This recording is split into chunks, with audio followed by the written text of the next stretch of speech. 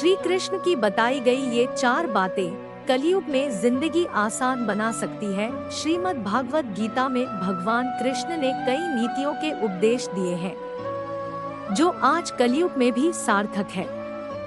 आधुनिक जीवन में सफलता का अर्थ पैसों और सुख सुविधा की चीजों से जुड़ा हुआ है। आप जितना भी धन कमा लेंगे, दुनिया आपको उतना ही कामयाबी कहेगी। अंधाधुंध पैसे कमाने की होड़ में कोई व्यक्ति ये नहीं सोचता कि उससे भौतिक दुनिया की सुख सुविधा कमाने के कारण कितने पाप हो गए हैं। Crime article banner Shrimad Bhagavad Gita में भगवान कृष्ण ने कई नीतियों के उपदेश दिए हैं। इसमें बताए गए एक श्लोक के अनुसार जो मनुष्य ये 4 आसान काम करता है उसे निश्चित ही स्वर्ग की प्राप्ति होती है।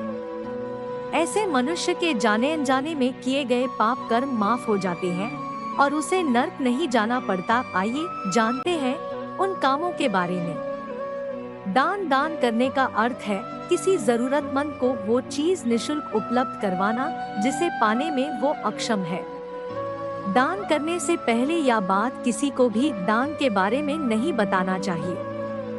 दान को हमेशा गुप्त ही रखना चाहिए। आत्म संयम कई बार ऐसा होता है कि हमारा मन और दिमाग दोनों विपरीत दिशा में चलते हैं और हम अधर्म कर बैठते हैं। गीता में दिए गए ज्ञान के अनुसार मन को वश में कर लेने से व्यक्ति द्वारा किसी पाप को करने की संभावना रहती है।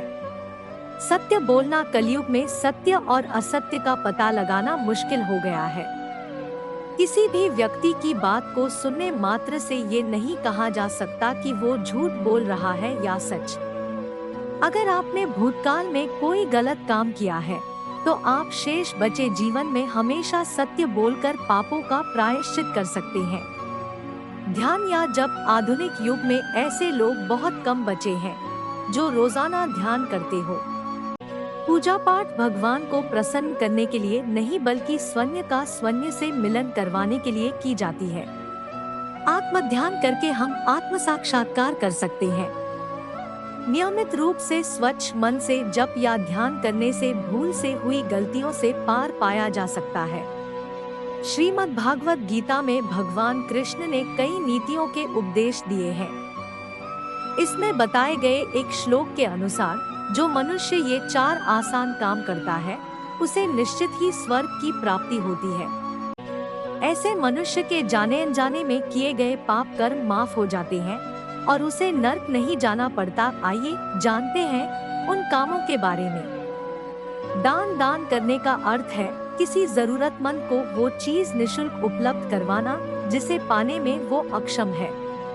दान करने से पहले या बाद किसी को भी दान के बारे में नहीं बताना चाहिए। दान को हमेशा गुप्त ही रखना चाहिए। आत्म संयम कई बार ऐसा होता है कि हमारा मन और दिमाग दोनों विपरीत दिशा में चलते हैं और हम अधर्म कर बैठते हैं। गीता में दिए गए ज्ञान के अनुसार मन को वश में कर लेने से व्यक्ति द्वारा किसी पाप को करने की संभावना रहती है। सत्य बोलना कलयुग में सत्य और असत्य का पता लगाना मुश्किल हो गया है। किसी भी व्यक्ति की बात को सुनने मात्र से ये नहीं कहा जा सकता कि वो झूठ बोल रहा है या सच। अगर आपने भूतकाल में कोई गलत काम किया है तो आप शेष बचे जीवन में हमेशा सत्य बोलकर पापों का प्रायश्चित कर सकते हैं। ध्यान या जप आधुनिक युग में ऐसे लोग बहुत कम बचे हैं जो रोजाना ध्यान करते हो। पूजा पाठ भगवान को प्रसन्न करने के लिए नहीं बल्कि स्वन्य का स्वन्य से मिलन करवाने के लिए की जाती है। आत्म ध्यान करके हम आत्म साक्षात्कार कर सकते हैं। नियमित रूप से स्वच्छ मन से जप या ध्यान करने से भूल से हुई गलतियों से पार पाया जा सकता है।